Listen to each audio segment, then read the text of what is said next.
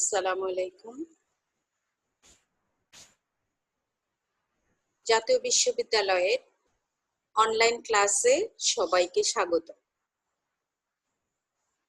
করোনাকালীন সময়ে এমন একটি ক্লাসে সংযুক্ত হতে পেরে আমি আনন্দিত।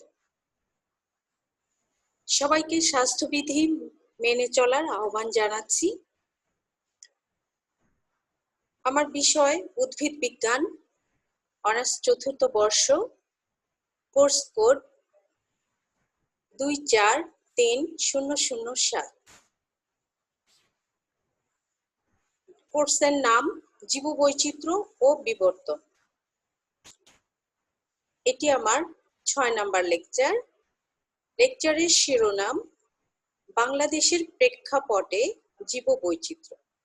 আমি রাশিদা বেগম, অধ্যাপক এবং বিভাগীয় প্রধান, উদ্ভিদ বিজ্ঞান বিভাগ, সরকারি সিটি কলেজ, চট্টগ্রাম।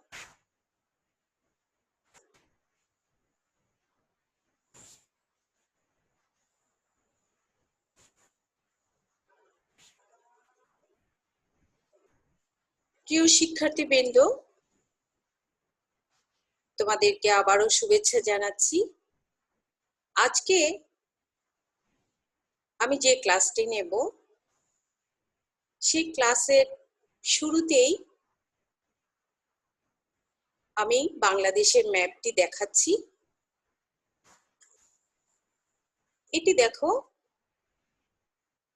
পৃথিবীর ম্যাপে বাংলাদেশের অবস্থান কোথায়? এশিয়ার দক্ষিণে বাংলাদেশ ছোট্ট করে একটু সাদা করে দেখানো হয়েছে। বাংলাদেশের উপর দিয়ে একটি অক্ষরেখা চলে গেছে। এটা হচ্ছে বিষুবীয় রেখা বা ইকুয়েটর। ঠিক বাংলাদেশের ম্যাপটি যদি আমরা দেখি, একই রকম দেখতে পারবো। কর্কট ক্রান্তিটা চলে গেছে কুমিল্লা, চট্টগ্রাম, যশোর এই এলাকাগুলোর উপর দিয়ে চলে গেছে। তার মানে হচ্ছে বাংলাদেশ একটি ট্রপিক্যাল কান্ট্রি, অর্থাৎ ক্রান্তীয় এলাকায় অবস্থিত। এবারে আসো মূল আলোচনায়। বাংলাদেশের প্রেক্ষাপটে জীববৈচিত্র্য। বাংলাদেশ জীববৈচিত্র্যে সমৃদ্ধ একটি দেশ, কারণ এদেশ নদীমাতৃক। নদীর পলিমাটি ভীষণ উর্বর, আর এদেশের জলবায়ু জীববৈচিত্র্যের জন্য অনুকূল পরিবেশ দেয়। তাই বাংলাদেশ জীববৈচিত্র্যে সমৃদ্ধ একটি দেশ। বাংলাদেশের আয়তন বর্তমানে 2,86,037 বর্গ কিলোমিটার। এটি গুগল থেকে পাওয়া। কৃষি জমির পরিমাণ মোট আয়তনের 48.65% বা 7.2 মিলিয়ন হেক্টর। বনভূমির পরিমাণ মোট আয়তনের 8.78% বা 1.3 মিলিয়ন হেক্টর।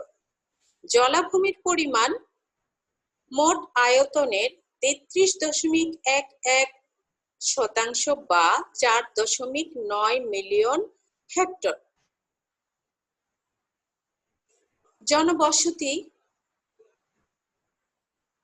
মোট আয়তনের 9.46% বা 1.4 মিলিয়ন হেক্টর।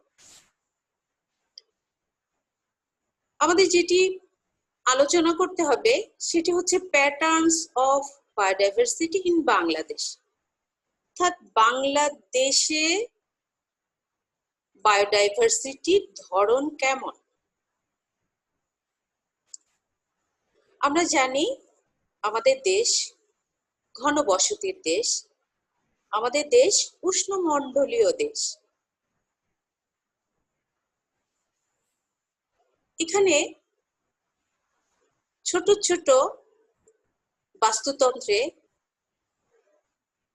বিচিত্র প্যাটার্নে বৈচিত্র্য দেখা যায়। এই প্যাটার্নকে 4টি ভাগে ভাগ করে পড়ানো হয়। প্রথমটি হচ্ছে গড় বরেন্দ্র অঞ্চলের শুষ্ক উচ্চ ভূমিজ পর্ণমোচী অরণ্য।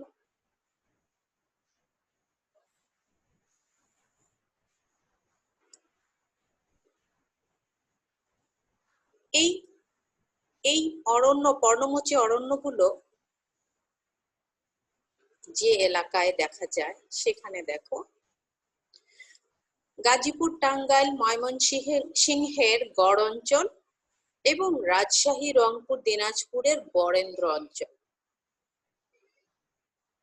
এখানকার ভূমি একটু উঁচু, মাটি লাল, বৃষ্টিপাত কম, তাপমাত্রা অনেক বেশি। এখানে যে অরণ্যগুলো বেশি জন্মে সেগুলো হচ্ছে শাল ও গজারি। এই জন্য এই বনকে শাল বন বলা হয়। তবে এখানে 176 প্রজাতির উদ্ভিদ, গুল্ম, তৃণ, মোস, ফার্ন, আরোহী, পরাশ্রয়ী ইত্যাদি উদ্ভিদ জন্মে। 21 প্রজাতির স্তন্যপায়ী প্রাণী আছে, 140 প্রজাতির পাখি, 29 প্রজাতির সরীসৃপ দেখা যায়। গড় বরেন্দ্র অঞ্চলের অরণ্যগুলোর নাম আমরা একটু একটু করে দেখব।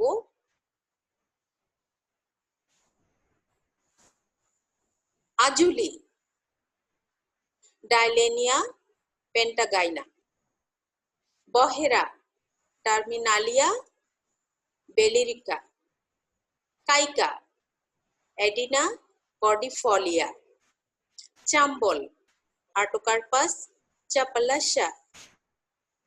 বাজনা, জ্যান্থোজাইলাম বারুঙ্গা। পলাশ, বুটিয়া মনোস্পার্মা। সোনালী, ক্যাসিয়া ফিস্টুলা। আমলকি, ফাইল্যান্থাস অ্যাম্বলিকা। করই, অ্যালবিজিয়া। বট, ফাইকাস। এখানে যে ছবিটা দেখছো এটা হচ্ছে ক্যাসিয়া ফিস্টুলা বা এটাকে বলে সোনালু। এখানে ভুল আছে, সোনালু।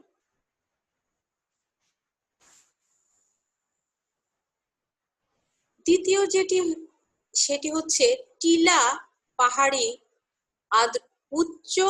আর্দ্র উচ্চ ভূমিজ মিশ্র অরণ্য।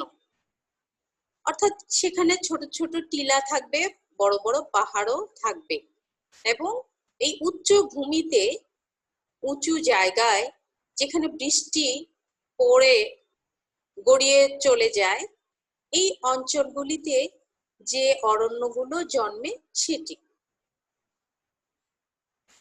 এই অঞ্চলগুলো হলো সিলেট, কক্সবাজার এবং চট্টগ্রাম। এখানে একটু ভুল হয়েছে। এখানকার মাটি একটু ধূসর লাল রঙের। এখানে প্রচুর বৃষ্টিপাত হয় এবং তাপমাত্রা কম। এই অঞ্চলে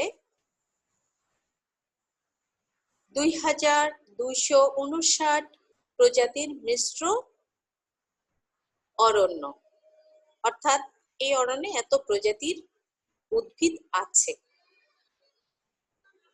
তার মধ্যে আসো চিরহরিৎ অরণ্য। এখানে খণ্ডত হবে কিন্তু আমি আনতে পারছি না বলে ত হয়েছে। চিরহরিৎ অরণ্য আগেই আমি এটি আলোচনা করেছি চিরহরিৎ মানে কি, যে সমস্ত উদ্ভিদগুলোর পাতা একসাথে সবগুলো ঝরে যায় না, সারা বছর অল্প অল্প করে ঝরে এবং উদ্ভিদটি সারা বছর সবুজ থাকে, অর্থাৎ পাতা থাকে, সেই ধরনের উদ্ভিদগুলোকে বলা হয় চিরহরিৎ উদ্ভিদ, এভারগ্রিন।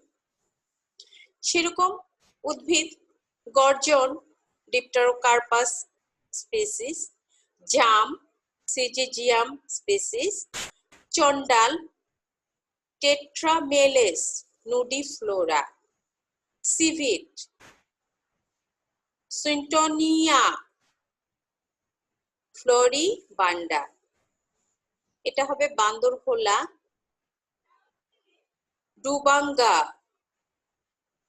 গ্ল্যান্ডিফ্লোরা, নাগেশ্বর, মেজুয়া ফেরিরা,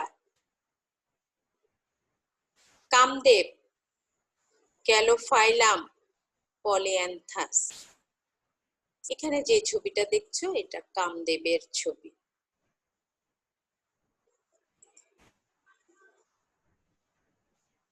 পর্ণমোচী অরণ্য, অর্থাৎ এই অঞ্চলগুলিতে, পাহাড়ি অঞ্চলগুলিতে পর্ণমোচী অরণ্য অনেক জন্মে, পর্ণমোচী উদ্ভিদ জন্মে এবং অরণ্যে পরিণত হয়েছে। পর্ণমোচী মানে তোমরা জানো, আগের ক্লাসগুলোতে বলেছি যে উদ্ভিদগুলো একসাথে সব পাতা ঝরে যায়, উদ্ভিদ একেবারেই নুড থাকে, সেগুলিকে বলা হয় পর্ণমোচী উদ্ভিদ। যেমন সেগুন, টেকটোনা গ্র্যান্ডিস, করই অ্যালবিজিয়া, চাপালিস আর্টোকার্পাস, গামারি, মেলিয়া আর্বোরিয়া, আমলকি, এখানে একটু ভুল হয়েছে, ফাইল্যান্থাস অ্যাম্বলিকা, আমরাও এই ধরনের উদ্ভিদ। এই ছবিটি হচ্ছে গামারি গাছের ছবি, তোমরা সহজেই চিনতে পারবে। অর্ধপর্ণমোচী অরণ্য, সেখানে আবার অর্ধপর্ণমোচী অরণ্য আছে,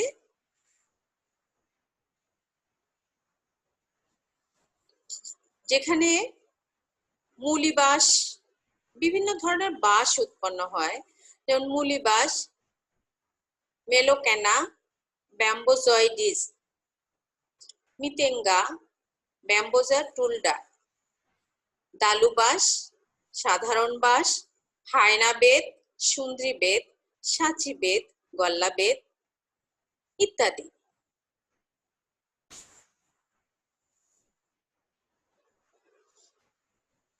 সাভানা তৃণভূমি, আমরা জানি সাভানা বলা হয় তৃণভূমিকে। সেখানে যে ধরনের উদ্ভিদ জন্মে, কাশ, স্যাকারাম, উলুখড়, ইম্পেরাটা, দূর্বা, সাইনোডন, খেজুর, ফনিক্স, বাবলা, অ্যাকাশিয়া নাইলোটিকা, কুল বা বড়ই, জিজাইপাস। ঝাউবন, সেখানে ঝাউ গাছও হয়, ঝাউ, ক্যাজুয়ারিনা, ফণিমনসা, কুল, আবারাসকুল, খেজুর ইত্যাদি। আকন্দ, ক্যালোট্রপিস প্রসেরা। জলাভূমি, জলাভূমিতে কি হয়? হোগলা, টাইফা, মাদুর, সাইপেরাস, নলখাগড়া, শোলা, শাপলা, শালুক ইত্যাদি। 3 নম্বরে আসো উপকূলীয় চিরহরিৎ অরণ্য। আমরা উপকূলীয় বলতেই চলে যাই ম্যানগ্রোভ বনাঞ্চলে, যেটি আমাদের সুন্দরবন। দক্ষিণ পশ্চিম অঞ্চল, অর্থাৎ আমাদের ম্যাপের বা বাংলাদেশের দক্ষিণ পশ্চিম অঞ্চলে যে উপকূল আছে সেই উপকূলীয় বনকে বলা হয় চিরহরিত অরণ্য। সেখানকার মাটি কাদাযুক্ত, মাটিতে প্রচুর লবণ, প্রচুর আর্দ্রতা এবং সেখানকার তাপমাত্রা কম থাকে। এই তাপমাত্রায়, এই আর্দ্রতায়, এই লবণাক্ত মাটিতে যে ধরনের উদ্ভিদগুলো জন্মে তাদেরকে ম্যানগ্রোভ উদ্ভিদ বলে। এগুলো আমি আগেও আলোচনা করেছি, তারপরেও তোমাদেরকে আবার একটু মনে করিয়ে দিচ্ছি। এই উদ্ভিদগুলোর অভিযোজন ক্ষমতা প্রচুর এবং তারা অভিযোজিত হয়, তাদের পাতাগুলো চর্মবৎ অর্থাৎ খুব মসৃণ থাকে, পানি সঞ্চয়ী, একটু মোটা, পানি সঞ্চয় করে রাখে। তাদের মূলগুলো মাটির উপরে খাড়া খাড়া হয়ে থাকে, যেগুলোকে শ্বাসমূল বলে, অর্থাৎ শ্বাস নেওয়ার জন্য যে মূলগুলো খাড়া হয়ে থাকে, উল্টো দিকে উঠে যায়, মাটি থেকে বাইরে বের হয়ে যায়, সেগুলোকে শ্বাসমূল বলে। তাদের জরায়ুজ অঙ্কুরোদ্গম দেখা যায়। এটি হচ্ছে উদ্ভিদে ফলের ভেতরে থাকা অবস্থায় বীজ অঙ্কুরিত হয়ে যায়, এটাকে বলা হয় জরায়ুজ অঙ্কুরোদ্গম। কারণ বীজগুলো যদি এইভাবে অঙ্কুরিত না হতো তাহলে হয়তো জোয়ারের পানিতে বীজগুলো ভেসে যেত। কিন্তু যেহেতু গাছেই সে অঙ্কুরিত হয়ে যায়, তার মূল কাণ্ড দুরকমই বের হয়ে যায়, সে পানিতে পড়ে কাদা মাটিতে চট করে তার মূলটি মাটির ভিতরে চলে যায় এবং সে পানির স্রোতে ভেসে যায় না। এইভাবে এই উদ্ভিদগুলো তাদের প্রজনন করে।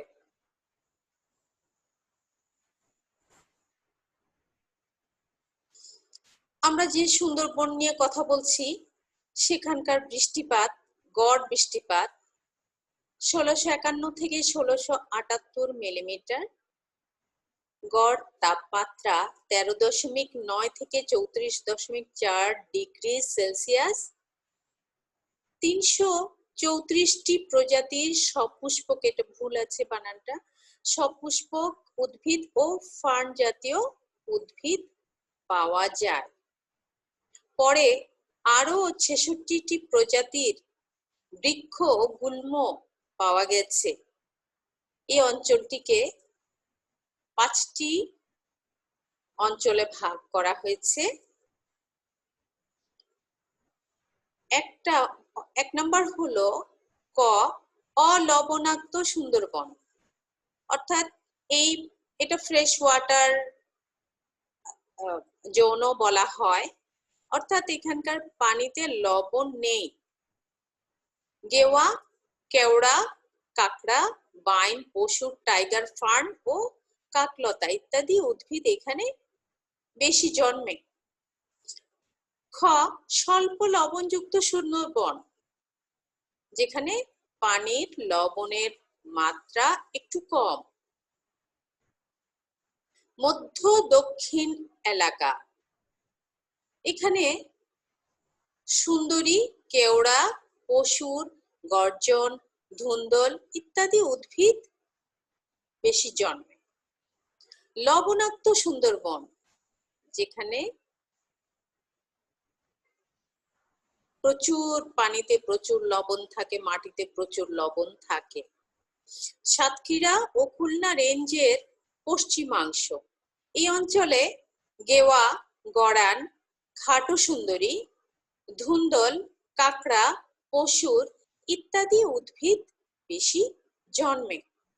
অতি লবণযুক্ত সুন্দরবন, সমুদ্রের একেবারে নিকটবর্তী এলাকা, যেখানে খামগর্জন, গড়ান, গোড়া, কেওড়া, সাদা বাইন, গোলপাতা ইত্যাদি বেশি জন্মে। সব শেষে আছে খর্বাকার ম্যানগ্রোভ বন, যেখানে ছোট ছোট উদ্ভিদ জন্মে উত্তর সীমানার খাল খাড়ির ধারে,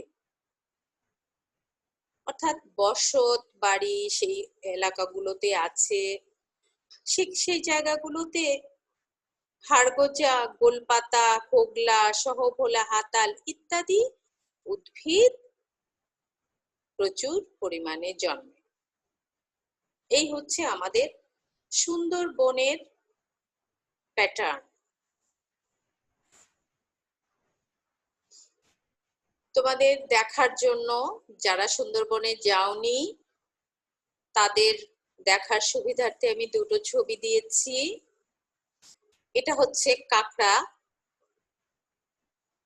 কাঁকড়ার ছবি, আর এটা হচ্ছে পশুর উদ্ভিদ, যেটার কথা বারবার বলছি সেটার ছবি।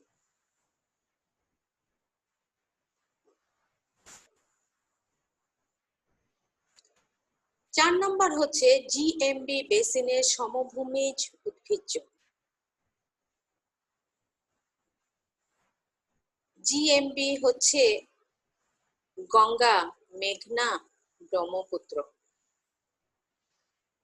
অর্থাৎ এই তিন নদীর অববাহিকায় বিস্তীর্ণ সমভূমি আছে, এবং এই সমভূমিতে নদী বাহিত পলি জমে জমে মাটি খুব উর্বর হয়ে আছে।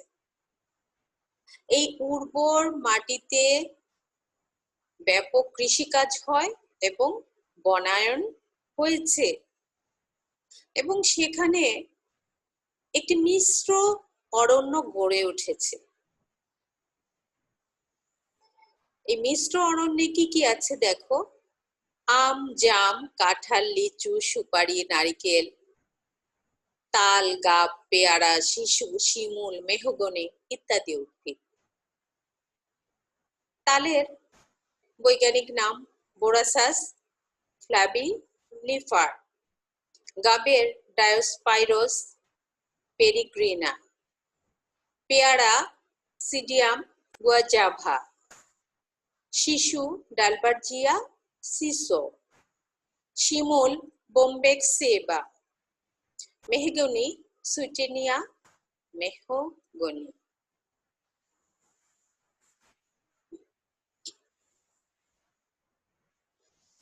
এবারে আসো আমরা আরেকটি বিষয় নিয়ে আলোচনা করি, exotic species in Bangladesh. Exotic অর্থ হচ্ছে বৈদেশিক বা বহির্দেশীয়। আমাদের দেশে এটা আসলে যুগ যুগ ধরে হয়ে এসেছে। আমাদের দেশে না, শুধু সব দেশেই এটি ঘটে।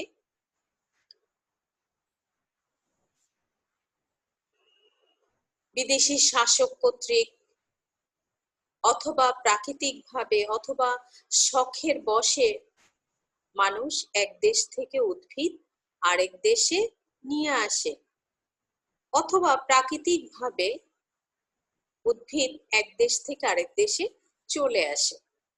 এটিকে এক্সোটিক উদ্ভিদ বলে, এবং এসে সেই দেশে সে প্রতিষ্ঠা লাভ করে এবং ওই অঞ্চলের মৌলিক উদ্ভিদের সাথে প্রতিযোগিতা করে ক্ষেত্র বিশেষে সে টিকে থাকে এবং মৌলিক উদ্ভিদগুলো নষ্ট হয়ে যায় বা হারিয়ে যায়। এভাবে বাংলাদেশে অনেক উদ্ভিদ এসেছে, এবং এত উদ্ভিদের নাম বলে শেষ করা যাবে না। আমি কয়েকটি উদ্ভিদের নাম বলছি।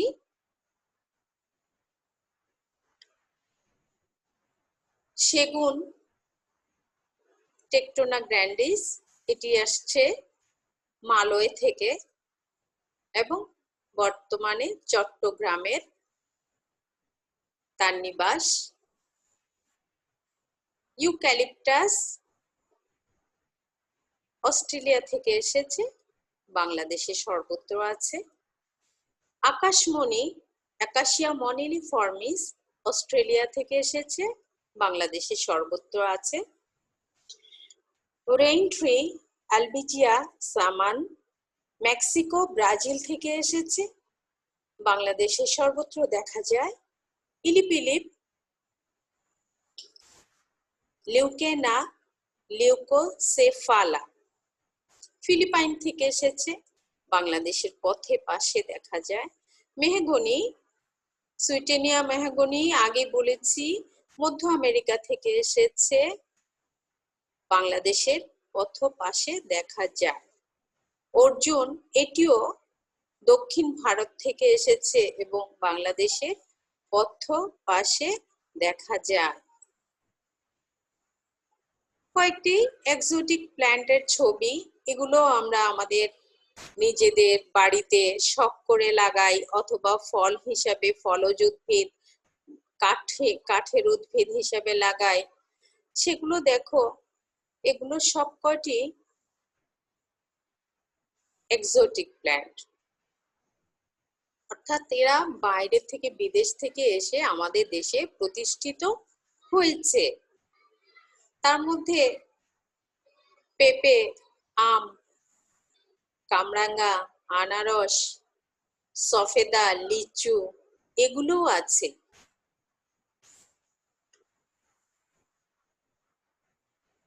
আনারস অ্যানানাস কমোসাস, এটি প্যারাগুয়ে পানামা থেকে এসেছে। পেঁপে ক্যারিকা পাপায়া মেক্সিকো থেকে এসেছে, সর্বত্র বাংলাদেশে সর্বত্র পাওয়া যায়। লিচু লিচিস সাইনেন্সিস চীন থেকে এসেছে, উত্তরাঞ্চলে হয়। তেঁতুল ট্যামারিন্ডাস ইন্ডিকা আফ্রিকা থেকে এসেছে, বাংলাদেশে সর্বত্র বিরাজমান। গম ট্রিটিকাম অ্যাস্টিফাম পূর্ব এশিয়া থেকে এসে বাংলাদেশের উত্তর ও মধ্যাঞ্চলে তার নিবাস। ভুট্টা জিয়ামেইজ দক্ষিণ পশ্চিম এশিয়া থেকে এসেছে, উত্তর ও মধ্যাঞ্চলে ভালো জন্মে। গোলালু সোলানাম টিউবারজাম দক্ষিণ আফ্রিকা থেকে এসেছে, উত্তর ও মধ্যাঞ্চলে ভালো জন্মে। মিষ্টি আলু আইপোমিয়া বাটাটাস দক্ষিণ আফ্রিকার, সে বাংলাদেশের সর্বত্র বিরাজমান। মিষ্টি কুমড়া কিউকারবিটা ম্যাক্সিমা উত্তর আমেরিকার, সে সর্বত্র বিরাজমান। সূর্যমুখী হেলিয়ান্থাস অ্যানাস উত্তর আমেরিকার, সে পূর্বাঞ্চলে বসতি গড়েছে। জবা হিবিস্কাস রোজা সাইনেন্সিস চীন থেকে এসে বাংলাদেশে সর্বত্র বিরাজ করছে। সাদা শাপলা নিমফিয়া স্পিসিস মধ্য আফ্রিকা থেকে এসেছে, বাংলাদেশের সর্বত্র জন্মে এবং এত বেশি প্রতিষ্ঠা লাভ করেছে যে তাকে আমরা জাতীয় ফুল বানিয়েছি। এবারে আমরা পড়ব indigenous species of Bangladesh. Indigenous হচ্ছে বুনো গাছপালা। বাংলাদেশের বুনো গাছপালা কি, অর্থাৎ যেগুলো কোনো মানুষের সাহায্য ছাড়া বা কারো যত্ন ছাড়াই জন্মে থাকে, এমন উদ্ভিদগুলোকে ইন্ডিজিনাস বলা হয় বা বুনো বলা হয়। আমরা আগেই বলেছি বাংলাদেশের মাটি, আবহাওয়া সবকিছুই উদ্ভিদ প্রজাতির জন্য বা জীববৈচিত্র্যের জন্য অনুকূল।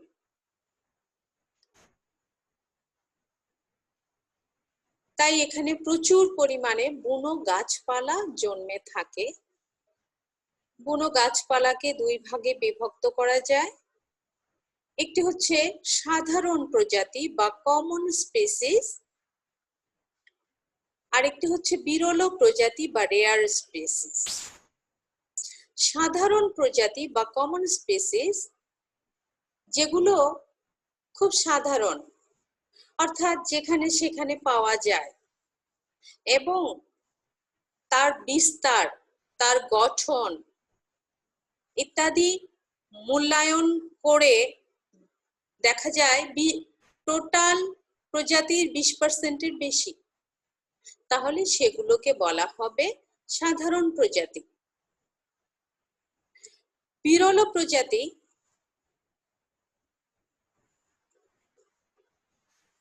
ইকোসিস্টেম ধ্বংসের কারণে আমাদের জীববৈচিত্র্য ধ্বংস হয়ে যাচ্ছে এবং সাথে সাথে বনভূমি, জলাভূমি, যত প্রজাতি উদ্ভিদ প্রজাতি আছে তাদের বৈচিত্র্য হ্রাস পাচ্ছে, তাদের সংখ্যা হ্রাস পাচ্ছে।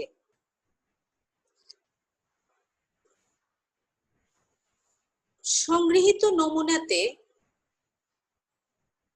1 থেকে 20% পাওয়া যায় এমন প্রজাতিকে বিরল প্রজাতি বলে। অর্থাৎ খুব কম পাওয়া যায় তাদেরকে, তাদের সংখ্যা কমে গেছে। এদের আমরা খুব যত্ন করব, লালন করব এবং সংরক্ষণ করব, কারণ এরা খুবই গুরুত্বপূর্ণ আমাদের জীববৈচিত্র্যের জন্য। এরা খুব গুরুত্বপূর্ণ। কেন গুরুত্বপূর্ণ? দেখো, এরা হচ্ছে জার্ম প্লাজমের উৎস, অর্থাৎ এখানে যে জিন সমষ্টি আছে, জিন পুল আছে, সেখান থেকে জিন নিয়ে আমরা নতুন উদ্ভিদ বা উফশী উদ্ভিদ তৈরি করতে পারি, বা গবেষণাগারে আমাদের এই জিন পুল কাজে লাগবে। কৃষিকাজের জন্য এটি খুবই গুরুত্বপূর্ণ। দ্বিতীয়ত হচ্ছে, একবার বিলুপ্ত হয়ে গেলে সেটি আর কখনো ফিরে আসবে না, বা প্রয়োজনে আমরা তাদেরকে আর কখনো পাবো না। তাই এদেরকে সংরক্ষণ করতে হবে, অবশ্যই সংরক্ষণ করতে হবে। এবার আসো কমন স্পিসিস এর মধ্যে কি কি আছে বাংলাদেশের কমন স্পিসিস। আমি কয়েকটি বলছি, সবগুলি বলা সম্ভব না।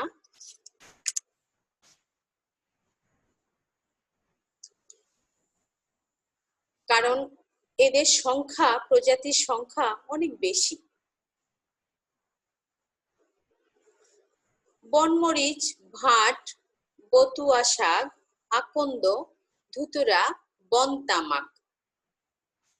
বনতামাকের নাম, বৈজ্ঞানিক নাম হচ্ছে নিকোটিয়ানা প্লাম্বাজিনিফলিয়া।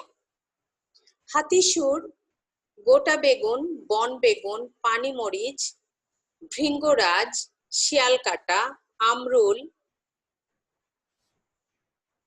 কাটাখুড়ে, কেশুটি, ইক্লিপ্টা প্রস্ট্রাটা।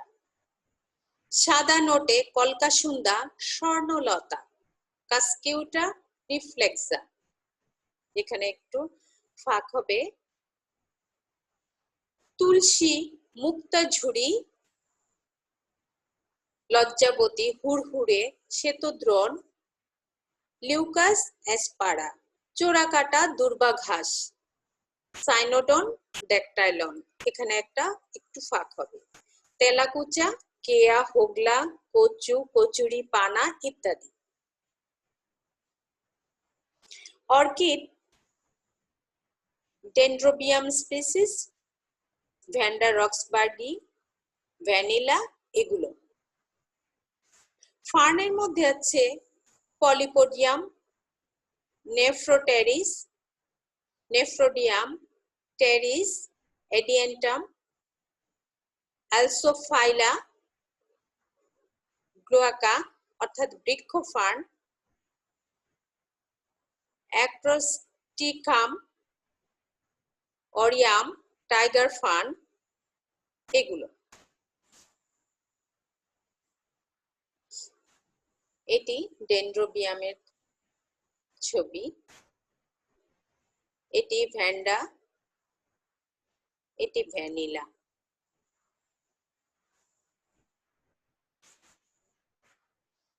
এটা বৃক্ষ ফার্ন, এটা টাইগার ফার্ন, যেটা সুন্দরবনে পাওয়া যায়। এবারে আসো দুর্লভ প্রজাতি, রেয়ার স্পিসিস। রেয়ার স্পিসিস হচ্ছে যেগুলি আগে প্রচুর ছিল, এখন হয়তো 100 বছর পর খুব কমে গেছে, অল্প পরিমাণে পাওয়া যায়, এগুলোকে বলা হয় রেয়ার স্পিসিস। IUCN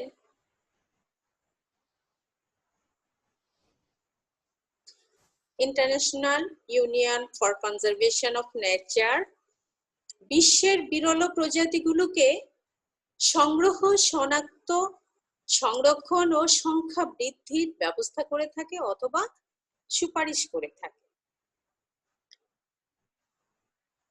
আরেকটি জিনিস, red data book. Red data বুকে বিরল প্রজাতির তথ্য দেয়া থাকে।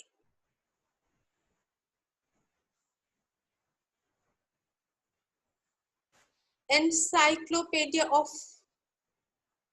Flora and fauna of Bangladesh গ্রন্থে 3661টি সপুষ্পক উদ্ভিদ প্রজাতির 1/4 অংশ বিরল বা দুর্লভ হিসাবে চিহ্নিত হয়েছে। খয়া গণের 9টি প্রজাতির মধ্যে এখন কেবলমাত্র একটি প্রজাতি টিকে আছে, বাকি 8টির কোনো সন্ধান নেই। এটি দেখো, এটি খয়া উদ্ভিদ। এই উদ্ভিদের পাতাগুলো একটু মোটা থাকে, ফুলগুলো এরকম এক ঝাঁক ফুল হয় প্রত্যেকটা পর্বে পর্বে। এই গাছটি আমার ছিল, বর্তমানে নেই। এটি একটি বিরল উদ্ভিদে পরিণত হয়েছে। Classification of rare species. এবারে আসো, রেয়ার স্পিসিসকে ক্লাসিফাই করা হয়েছে, আবারও সেই এক কথা, IUCN international union for conservation of nature, CBD convention on biological diversity এর ধারা 7A ও 7B অনুযায়ী 3টি শ্রেণীতে ভাগ করা হয়েছে। এই 3টি শ্রেণী হচ্ছে বিলুপ্ত উদ্ভিদ, এক্সটিংক্ট, EX দিয়ে যেটাকে বলা হয়েছে, প্রাকৃতিক পরিবেশে বিলুপ্ত, এক্সটিংক্ট ইন দ্য ওয়াইল্ড, এটি পরে আলাপ করব, শঙ্কাগ্রস্ত বা হুমকিগ্রস্ত, থ্রেটেন্ড। এই 3টি পর্যায়ে ভাগ করা হয়েছে। এবারে আমরা এক্সটিংক্ট প্রজাতি নিয়ে কথা বলবো বাংলাদেশের প্রেক্ষাপটে। সিলেট ও চট্টগ্রাম বনাঞ্চলে লেমিয়েসি গোত্রের প্রচুর প্রজাতি ছিল, যেখানকার 86টি প্রজাতির রেকর্ড ছিল। বর্তমানে তার মধ্যে 27টি প্রজাতির কোনো সন্ধান পাওয়া যায়নি।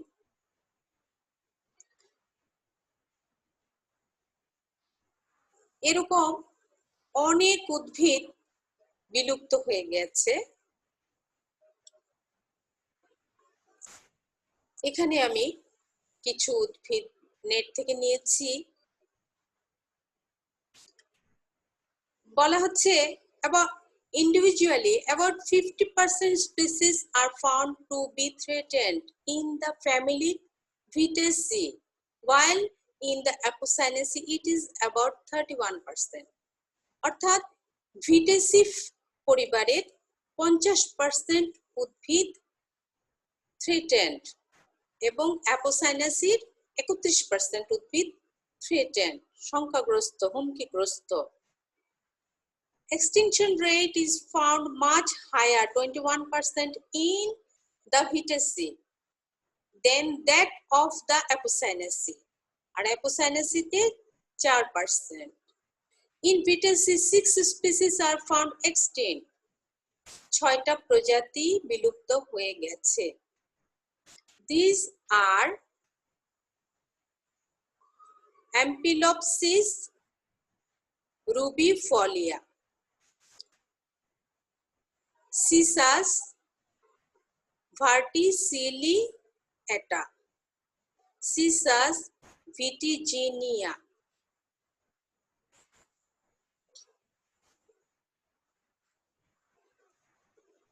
Cyphostema auriculatum, Tetrastigma rumicispermum, Vitis flexuosa.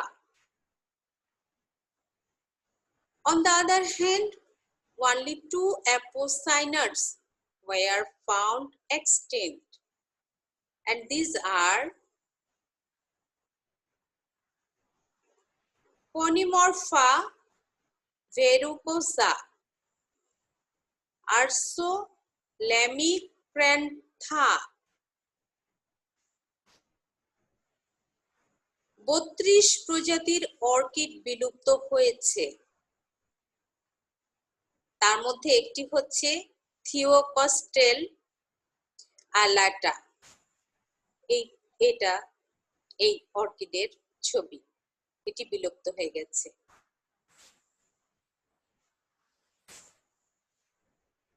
আরো 2টা স্পিসিস দেখাচ্ছি ছবি সহ। এক্সটিংক্ট স্পিসিস অফ বাংলাদেশ, গম্ফোস্টিগমা, এই উদ্ভিদটি আগে ছিল, কত সুন্দর দেখো। আরেকটি হচ্ছে লিউকাস সিলিয়েটা, এটি এখন বিলুপ্ত।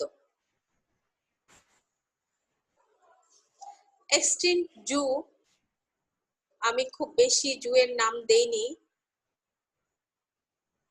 জার্ডনের কোলা ব্যাং, ছাগল ডাকা ব্যাং, দেশি ময়ূর, গোলাপি মাথা পাতি হাঁস, দেশি সারস, মিঠা পানির কুমির, একশিং গন্ডার, বনমহিষ, বারোশিঙ্গা হরিণ, এগুলি বিলুপ্ত হয়ে গেছে। এখানে একশিঙ্গা গন্ডার আর এটি মিঠা পানির কুমির। এটি একটি পাখি, এটি ময়ূর, এটি মহিষ, আমরা যেটা বলেছি বনমহিষ, এটি বিলুপ্ত হয়ে গেছে। এক্সটিংক্ট ইন ওয়াইল্ড, আমরা এই শব্দটি আগে পড়েছি, অর্থাৎ বাংলাদেশে এই উদ্ভিদগুলো বুনোভাবে জন্মাতো, আপনি জন্মাতো, কিন্তু এখন সেগুলোকে আর সেভাবে প্রাকৃতিকভাবে দেখা যায় না, সেগুলো বিলুপ্ত হয়ে গেছে। তবে কেউ সংরক্ষণ করলে বা কেউ নিজের বাগানে বা বাড়িতে লাগিয়ে রেখেছে এমন পাওয়া যায়। যেমন এটা হচ্ছে অশ্বগন্ধা, উইটানিয়া কোয়াগুল্যান্স, এটা হচ্ছে গুক্ষুর, ট্রিবুলাস টেরেস্ট্রিস, এটা হচ্ছে বজ। অ্যাকোরাস ক্যালামাস, এটা হচ্ছে রং চিতা। প্লাম্বাগো ইন্ডিকা, এই উদ্ভিদগুলো বুনোভাবে হারিয়ে গেছে। এক্সটিংক্ট ফ্রম দ্য ওয়ার্ল্ড, এটি তোমাদের সিলেবাসে নেই, তারপরেও তোমাদের ইন্টারেস্টের জন্য, যাতে তোমরা দেখতে পাও, এই জন্য দিয়েছি। পৃথিবী থেকে বিলুপ্ত হয়ে গেছে এরকম এটি একটি শৈবাল। এটি হচ্ছে জিমনোস্পার্ম, এটিও একটি জিমনোস্পার্ম। দেখো এদের এই শৈবালটির ছবি পর্যন্ত নেই, এখানে একটু আঁকা ছবি আছে। ভ্যানভোর্স্টিয়া বেনিটিটানা, এনসেফালার্টোস সেরিনাস, এনসেফালার্টোস হিরসুটাস, এগুলো না।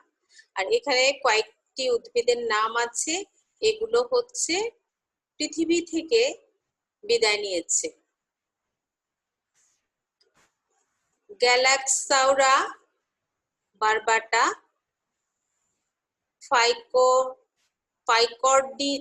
ফাইকোরিনা এলিগ্যান্স, ফ্ল্যাবিলিডিয়াম,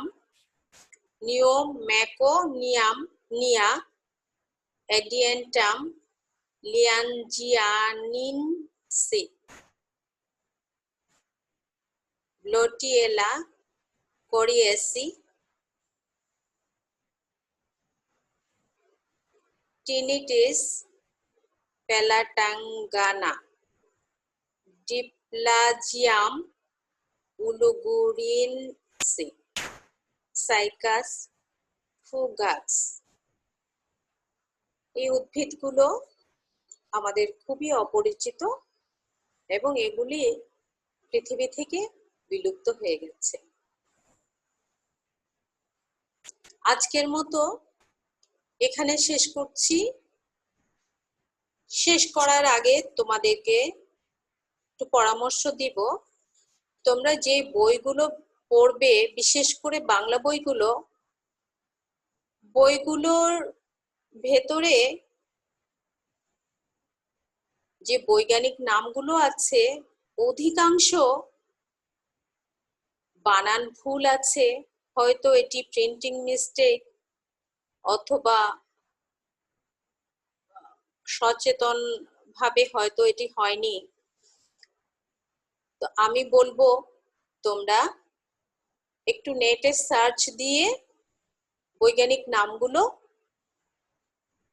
লিখবে বা পড়বে, তাহলে বানানগুলো ঠিক থাকবে। ক্ষেত্র বিশেষে আমি দেখতে পাচ্ছি বাংলা বইতে নামগুলো একেবারেই ভিন্ন রকম হয়ে যাচ্ছে।